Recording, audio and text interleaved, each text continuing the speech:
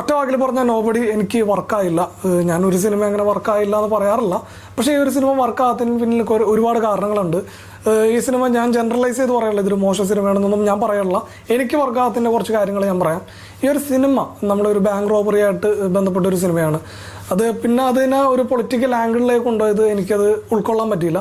പിന്നെ നമ്മളെങ്ങനെയാണോ സിനിമ കയറുന്നത് അതേപോലെ തന്നെ നമുക്ക് കൂടുതലായിട്ട് എന്തെങ്കിലും ഓർക്കാനോ അല്ലെങ്കിൽ ഒരു ഗൂസ് പമ്പോ അല്ലെങ്കിൽ ഒരു ഹൈ മൊമെൻറ്റോ അല്ലെങ്കിൽ ഒരു ത്രില്ലിംഗ് മൊമെൻറ്റോ ഒന്നും ഈ ഒരു സിനിമയിൽ ഉണ്ടായില്ല. കുറച്ച് ഫൈറ്റുകളുണ്ടായി, അതൊഴിച്ചാൽ നമുക്ക് വേറൊന്നും തോന്നിയില്ല. പിന്നെ പൃഥ്വിരാജിൻ്റെ ക്യാരക്ടർ ചത്ത് പണിയെടുത്തിട്ടുണ്ട്, രാജേട്ടൻ ചത്ത് പണിയെടുത്തിട്ടുണ്ട്. പക്ഷേ അതിനുള്ള ഒരു ഫീൽ അല്ലെങ്കിൽ ആ ഒരു കഥയുമായിട്ട് നമുക്ക് ഇഴുകിച്ചേരാൻ സാധിക്കുന്നില്ല. പ്രത്യേകിച്ച് പൃഥ്വിരാജിൻ്റെ കഥാപാത്രം വളരെ വീക്കായിട്ടുള്ളൊരു കഥാപാത്രം അല്ലെങ്കിൽ എന്തോ പ്രശ്നങ്ങൾ നേരിടുന്ന കഥാപാത്രമാണെന്ന് മാത്രമേ കാണിക്കുന്നുള്ളൂ.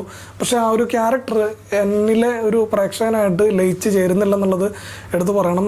കഥാപാത്രങ്ങളെല്ലാം കൃത്യമായിട്ട് നന്നായിട്ട് അഭിനയിച്ചിട്ടുണ്ട്. പാർവതി ആണെങ്കിലും ശങ്കർ രാമകൃഷ്ണനാണെങ്കിലും എല്ലാവരും അവരുടേതായ റോളുകൾ നന്നായിട്ട് അഭിനയിച്ചിട്ടുണ്ട്.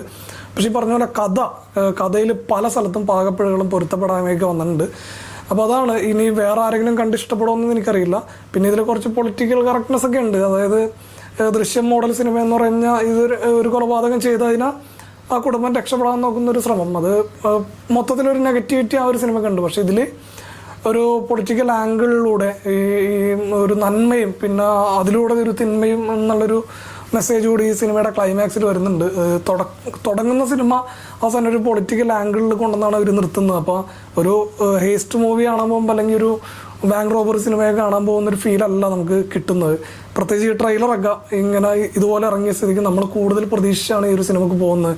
എസ്പെഷ്യലി ഞാൻ ആദ്യം പറഞ്ഞ പോലെ നമ്മുടെ നിസാം ബഷീർ എന്ന് പറഞ്ഞ ഡയറക്ടറും പൃഥ്വിരാജ് സുകുമാർ എന്ന നടനും ആ ഒരു പാർവതി തിരുവോത്തും കൂടി ചേരുമ്പോൾ നല്ലൊരു സിനിമ. ഞാൻ ആദ്യം പറഞ്ഞൊരു 200% ഉറപ്പിലാണ് ഞാൻ പോയത്. പക്ഷേ സ്ക്രിപ്റ്റ് വൈസ് അല്ലെങ്കിൽ സ്ക്രീൻ പ്ലേ വൈസ് വളരെയധികം എന്നെ നിരാശപ്പെടുത്തി. പിന്നെ ഇതിൻ്റെ ലൊക്കേഷനുകളാണെങ്കിലും നമ്മളെ പഴയൊരു സിനിമയുടെ ഒരു ലൊക്കേഷൻ സെറ്റപ്പായിട്ട് എനിക്ക് തോന്നിയത്.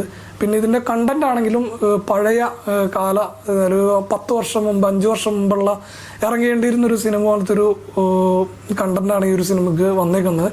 ഒരു തരത്തിലും എന്നെ ഈ ഒരു സിനിമ ഹുക്ക് ചെയ്തില്ല. കാരണം ഏതെങ്കിലും ഒരു പോയിന്റിൽ നമ്മളെ തളച്ചിടേണ്ട സിനിമ അരമണിക്കൂർ കഴിയുമ്പോൾ അല്ലെങ്കിൽ ഇൻ്റർവെൽ കഴിയാൻ നേരത്ത് ഈ ഒരു സിനിമയ്ക്ക് വേണ്ട രീതിയിൽ നമ്മളെ ഒന്ന് ഹുക്ക് ചെയ്തിടാൻ പറ്റുമെന്ന് വിചാരിച്ചു. പക്ഷെ അതും ഉണ്ടായില്ല. മൊത്തത്തിൽ ഒരു നെഗറ്റീവാണ് എനിക്ക് തോന്നിയത്. എനിക്ക് പേഴ്സണലി ഞാൻ ജനറലൈസ് ചെയ്ത് പറയാനുള്ള. ഇനി വേറെ ആരെങ്കിലും എന്തെങ്കിലും സിനിമയെ പറ്റി പറയാൻ നോക്കാം നമുക്ക്. എന്നാലും സിനിമ നിങ്ങൾ പോയി കാണുക, കണ്ടിട്ട് നിങ്ങളുടെ അഭിപ്രായം കമൻ്റായിട്ട് രേഖപ്പെടുത്തുക. കണ്ടവരാരെങ്കിലും ഉണ്ടെങ്കിൽ തീർച്ചയായിട്ടും കമൻറ്റ് ചെയ്യണം. കാരണം എൻ്റെ മാത്രം അഭിപ്രായമല്ലല്ലോ, ഇത് എൻ്റെ മാത്രം ഒപ്പീനിയനാണ്. അത് വെച്ച് ആരും സിനിമയെ അളക്കാനോ ഒന്നിനും നിൽക്കരുത്. സിനിമ എനിക്ക് വർക്കായില്ല എന്ന് മാത്രം നീ പറഞ്ഞാൽ മതി എന്ന് മാത്രം നിങ്ങൾ കരുതിയാൽ മതി. അപ്പോൾ അടുത്ത വീഡിയോയിൽ കാണുന്നവരെല്ലാവർക്കും ബൈ.